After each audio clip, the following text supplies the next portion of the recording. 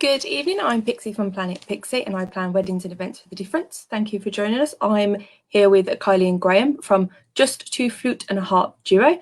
If you're watching along, comment, say hello. If you're watching on the replay, hashtag replay. Good evening both. So tell us about yourselves. Good evening. Good evening. I'm Kylie and I'm the flautist from Just Two Flute and Harp duo, and this is... I'm Graham and I'm the harpist. So how long have you both been playing?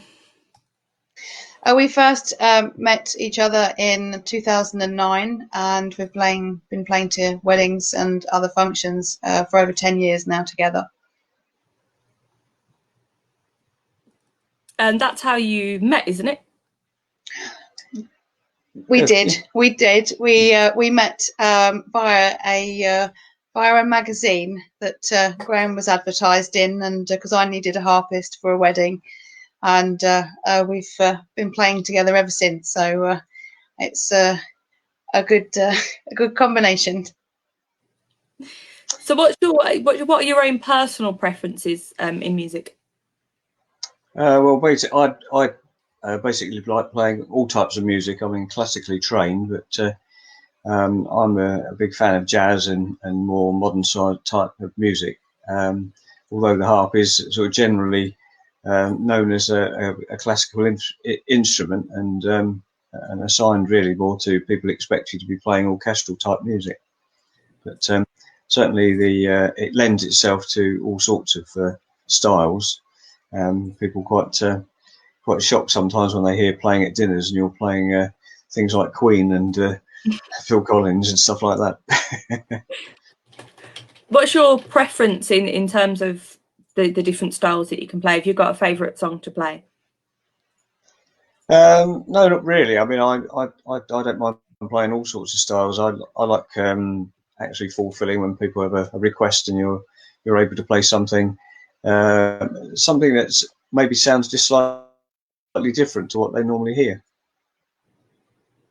So if somebody decides that's what the kind of thing they want at their wedding or their event, what's the process when working with yourselves? When we get an inquiry through the website or via Facebook or Twitter or anywhere like that, we try and work out where our brides are getting married first, and you know, the date and if we're available, and what sections they want us to cover, because not every wedding wants us to play for a ceremony or a drinks reception or a wedding breakfast. Sometimes they'll book us for one and then they'll decide later that they want two sections.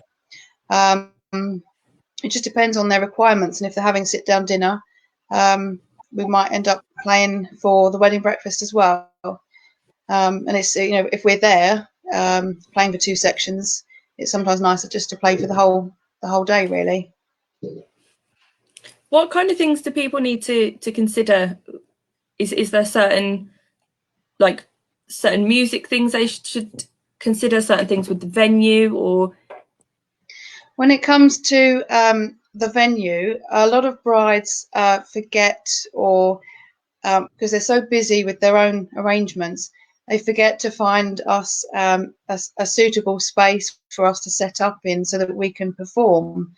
Occasionally we've been sat outside, not actually in the ceremony room, for example. We've had to sit out of at the rear doors of a venue, just so that we can, because there's no room for us to play in there. So we usually ask for about 2 meters by 3 meters so that we can sit close enough together so that we're not sitting on each other's laps, so to speak. Presumably different venues will get a slightly different sound. They will. Yeah, they will, because it depends too as well what sort of venue it is. I mean, we've played in everything from sort of large, well, dare I say, it seemed like a greenhouse stroke conservatory to large marquees and things like that. And obviously the acoustics of these things are somewhat different, but we're able to play in any size room really, because we can take our own amplification equipment and things like that if we really need to use it. But the idea really is to get the sort of pure sound rather than sort of electrified or amplified versions.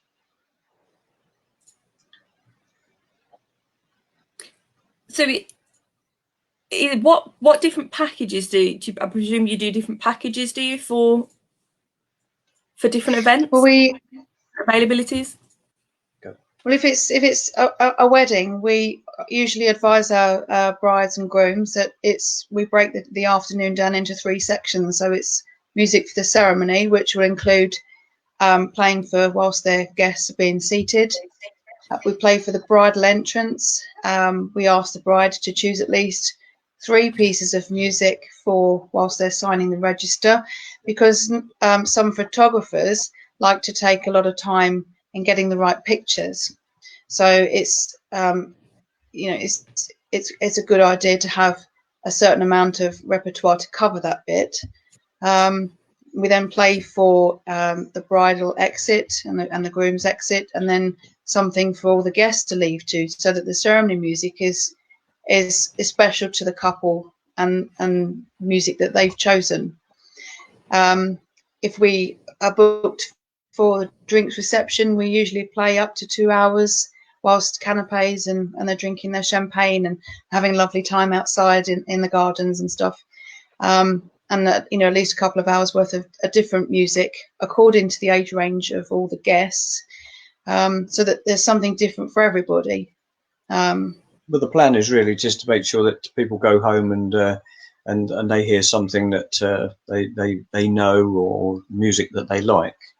You can imagine that with the large age range, there's people liking music from the films and shows, and Cole Porter, Gershwin, things like that. Some classical music that we do play is generally the sort of thing that you hear on the TV behind advertisements and things like that, or on popular classical music like Classic FM and stuff like that. It's not the time to be playing the heavy classical piece never heard before.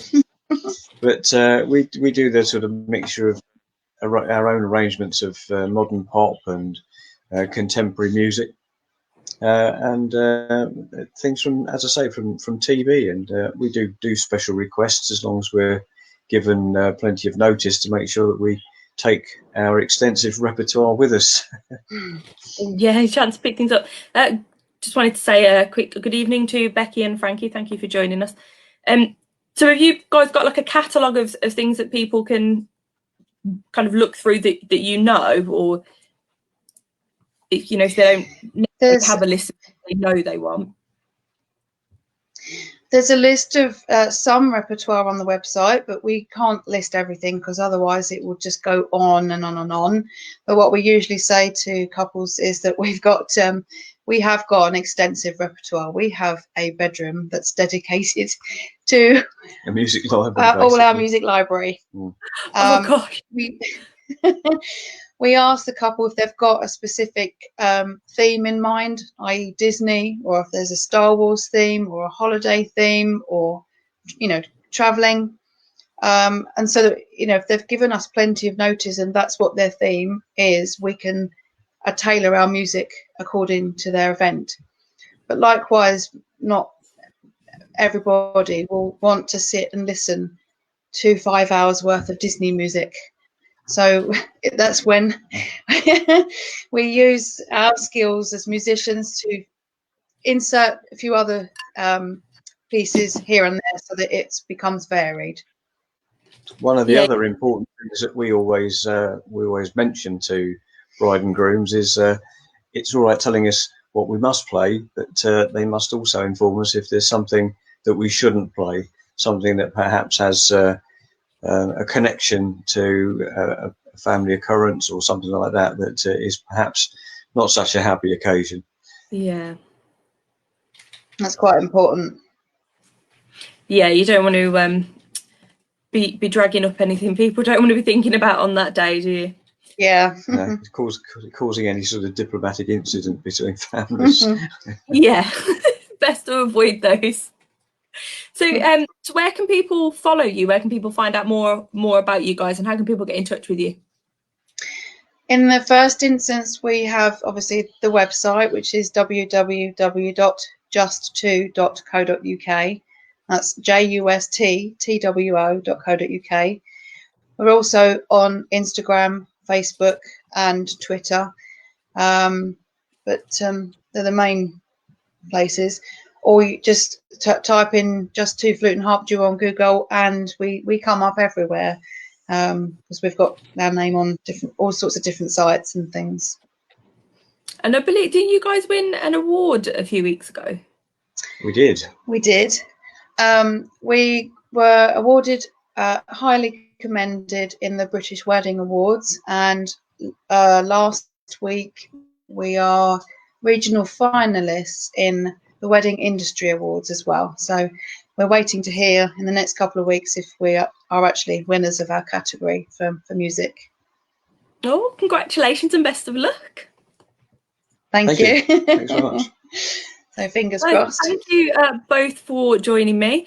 If anybody else wants to hear anything more about you, I'm sure they can find you on your social media platforms. And thank you. Maybe we can get you on again sometime to play some music for us. That would be lovely. Yep. Thank you. Sure. Thank you very much indeed. Thanks for the opportunity. Thank you. Cool. Thank you.